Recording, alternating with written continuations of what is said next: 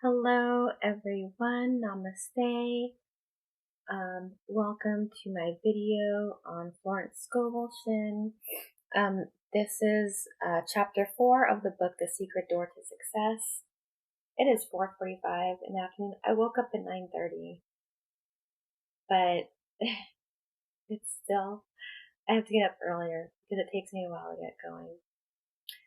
So, the chapter 4 is called What Do You Expect?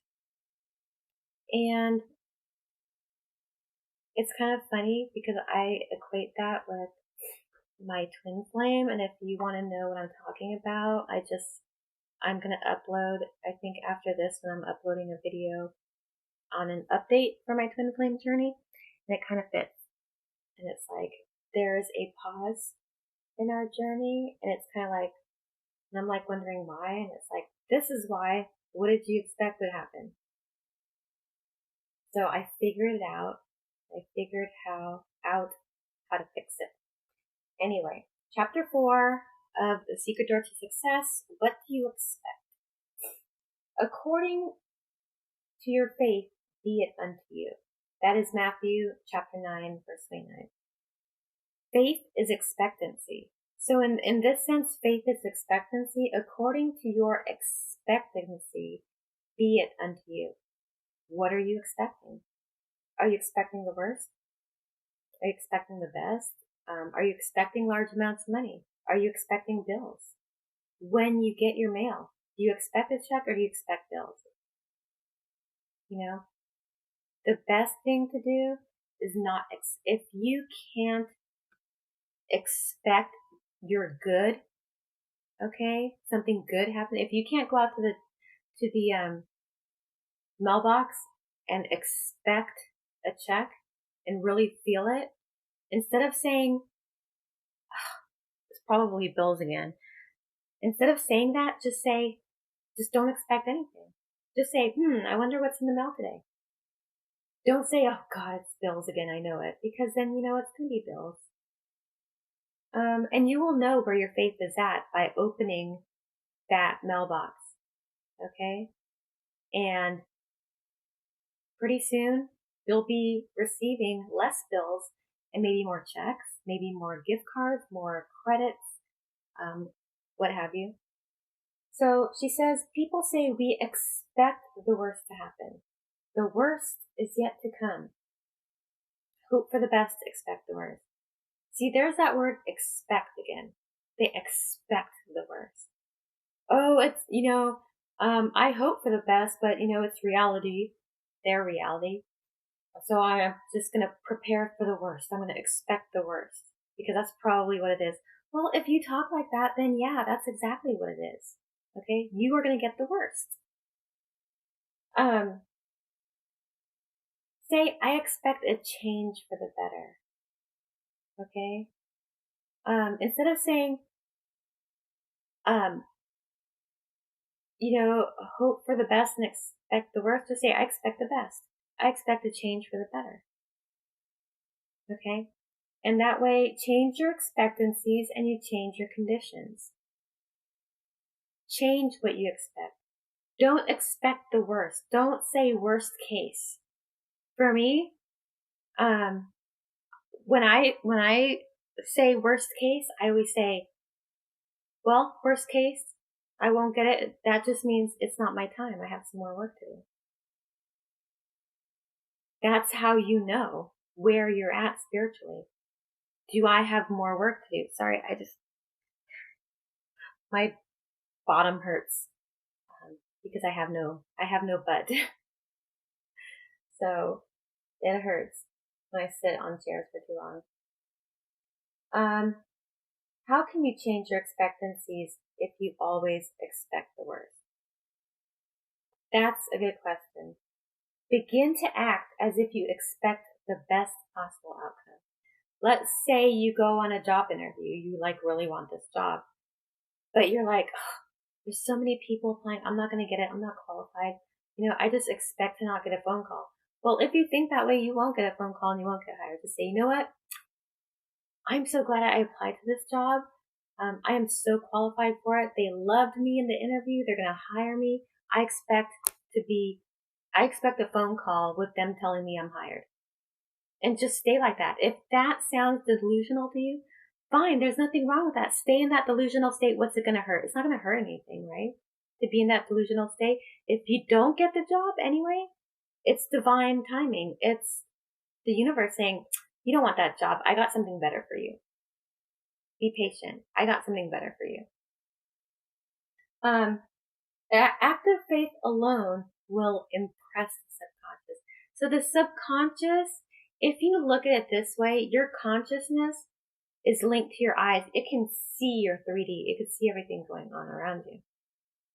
And what you see in your consciousness is what your subconscious sees. Like I see your subconscious as inside you, like a little box inside you. Okay. And, it can't see the motor without a driver. What drives the subconscious? Your conscious mind. And what impresses your conscious mind? What's around you. You look around you and say, this is shit.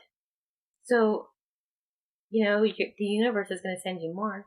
But if you look around and go, you know what? This is temporary. I expect a huge change for myself.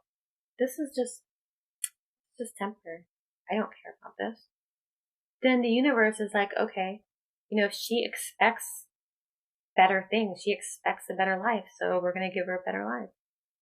Because if you say, oh, I guess I'm going to live like this for the rest of my life, it's not going to change, then it won't. You'll stay where you are. Remember that dream I had about the dark shaft? Okay. About not being able to climb out of the dark shaft, and I was protecting it. Okay. This 3D that I'm living in now is my dark shaft.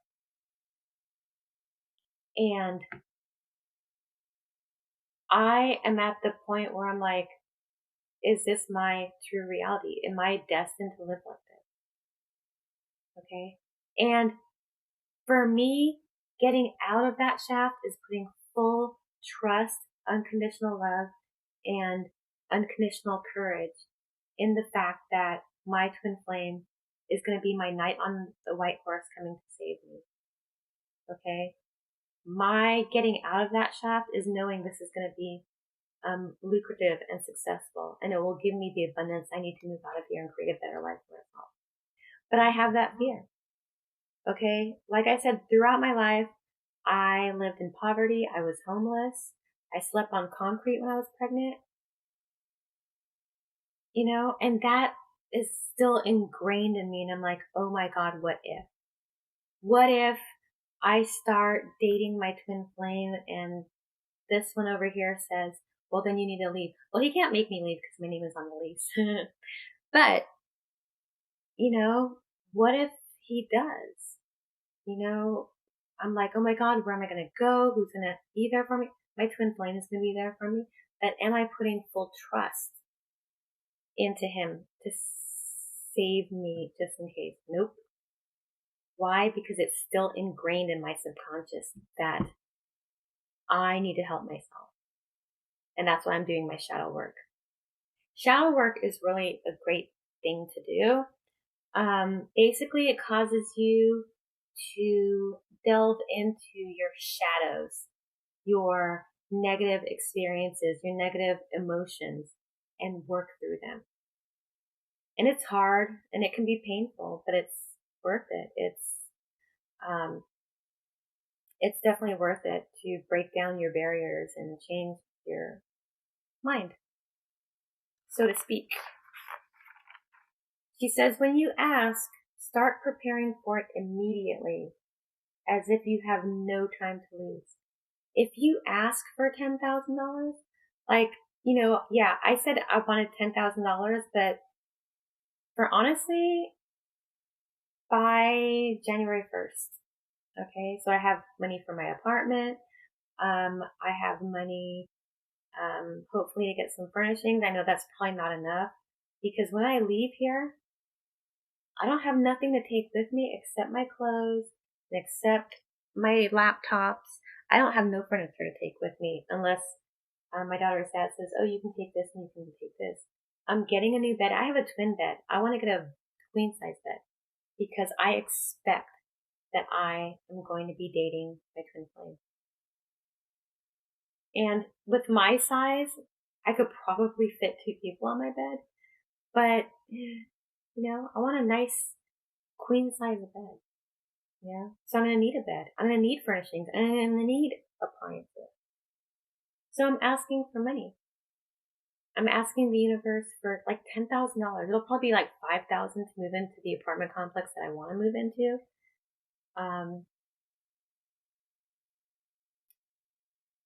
And, then I need to get stuff for my apartment. I need to get clothes.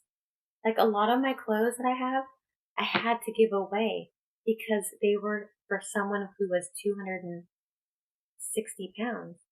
Now I'm like 125 pounds. I fit into like teenager sizes. So I need more clothes. I have 2 pairs of jeans. That's all I have, and you see me with the same shirts all the time because this is all I have. This is all I could scrounge up. But anyway, when you ask, start preparing. So with the $10,000, now I'm like, okay, $10,000. Okay, I need $5,000 for my first and deposit for the apartment. I need this much for my driver's license. I need this much for my doctor's appointment. I need this much. And then the rest is going into my savings or a money market account. Okay. So when I need it, it's there. That is my financial plan. Make friends with the things you desire. Remember when I was talking about do what you need to do to feel successful? Okay. Or let's say you want a new car. Like remember my truck? I want that truck so badly. So I don't have a driver's license, but if I did, go to I think it's, the Ford dealership and test drive one of those trucks. I remember I test drove, a Ford Excursion. Those are massive, but it was actually very nice to drive. I thought I would feel like a pumpkin seed inside a hollowed out pumpkin driving that thing, right? No, it was actually very nice to drive. But I want my F-350 black on black dually. That's my dream truck. I love that. You want a certain car, go to the dealership and test drive it. Now, when it comes to like cars like Lamborghini or Range Rover, I think with Range Rover, they want to know that you can buy it. Like certain dealerships for certain types of cars, they want, like with fancy houses, they don't like looky-loos. Okay. You need to be able to, financially qualify to buy that house before they even let you go in and see it. So it depends. If you want a car, go to the dealership and test drive it. Get the feel while you're test driving it. Imagine it's your car. You're driving your dream car. Okay. And feel how good it feels. Money. You want to be rich? Go window shopping. If you can't, buy yourself just one nice thing. Like for me, there's this store. It's called White House Black Market. It's a expensive store, but I adore the clothing there. I've always wanted clothes from there. Go into the store you want to go to. Like for me, I would go there, man, and I would spend. So I would go there and I'll find something on clearance, something I can afford, and I'll buy it and I'll hang it up with the label showing that says White House Black Market. They are a pair of shorts, these cute denim shorts with rips in it, and the label said Black House White Market. White House Black Market. I got them at Goodwill. And every time I see those shorts, I look at that label and I'm like, it makes me happy because that's my favorite store. Those shorts make me feel good. because they're from the store that I always wanted to shop at. Same thing. You want, if you can't afford anything, go online and shop. Window shop online. And don't look at the price.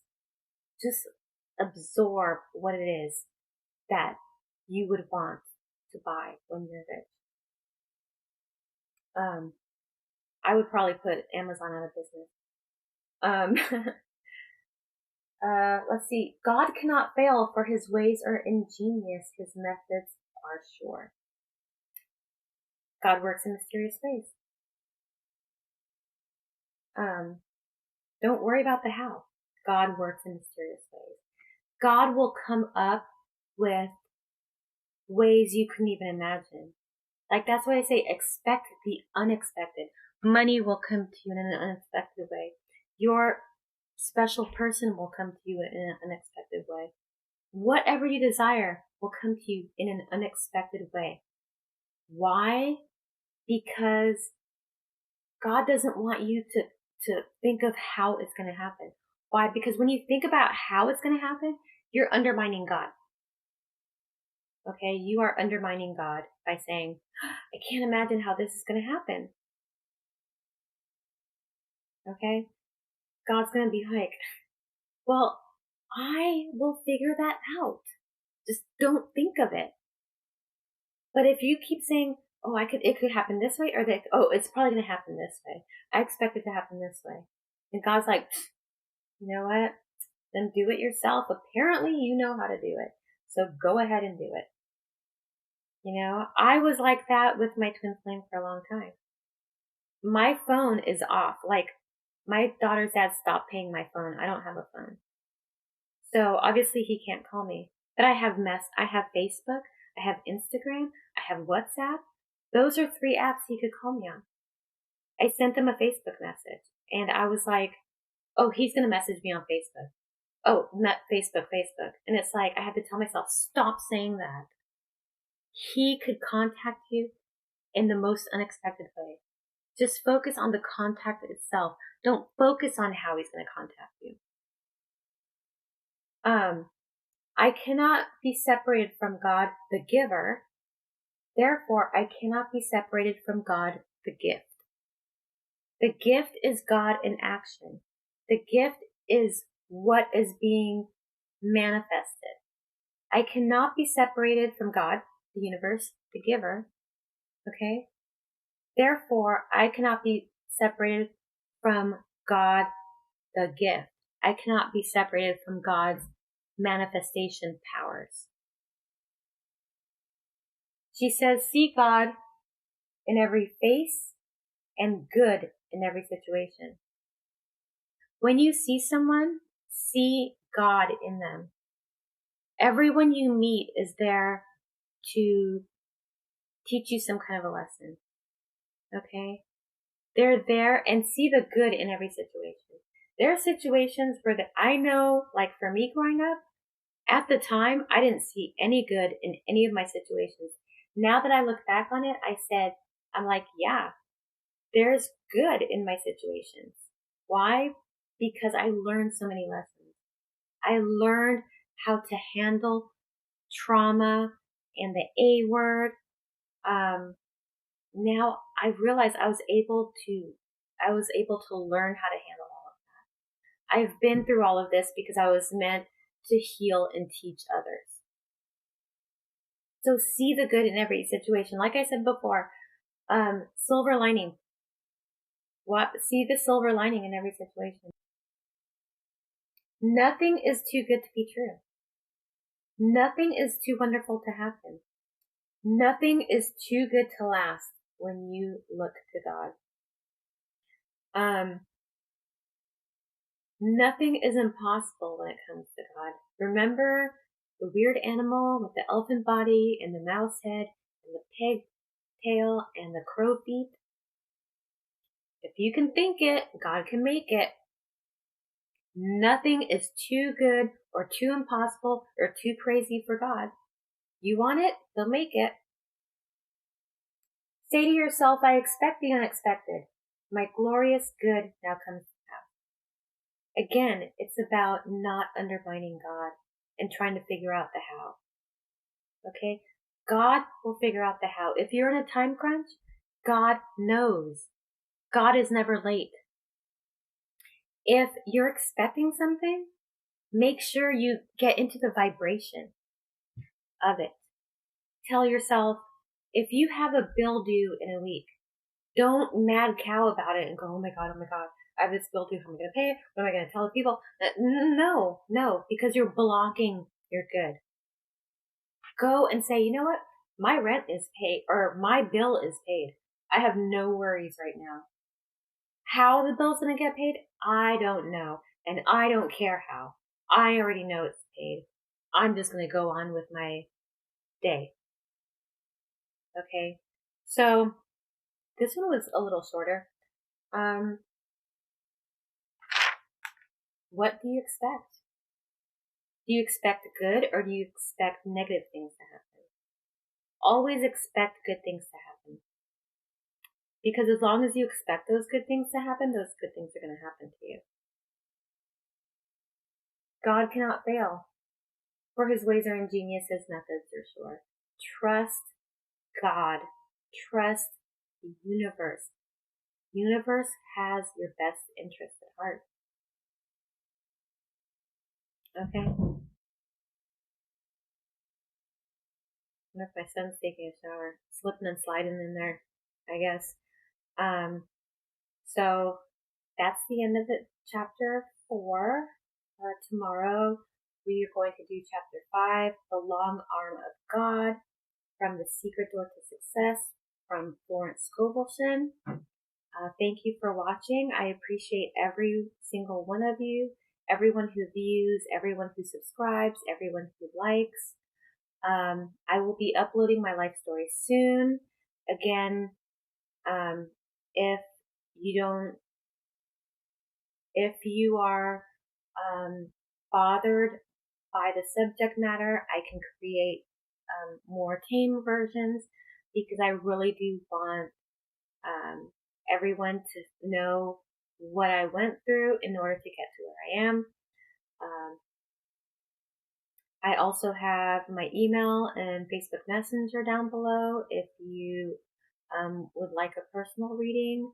I can also do personal manifestation, coaching. I don't want to say coaching because I'm not a certified manifestation coach, but if you have questions, if you want someone to hold your hand, I can do it for you. Also, I can do cartomancy readings, tarot readings. If you want me to create a birth chart for you or a numerology chart for you, I can do that as well. Also, my Amazon wish list is down below, as well as my PayPal and CashApp. If you guys would like to donate to my channel, it is, of course, completely up to you guys. I will not think less of you. So thank you for being here. I hope you have a great rest of your day or evening. Remember, when you go out there, to spread love, joy, abundance, and gratitude to everyone you meet. And I will see you next time.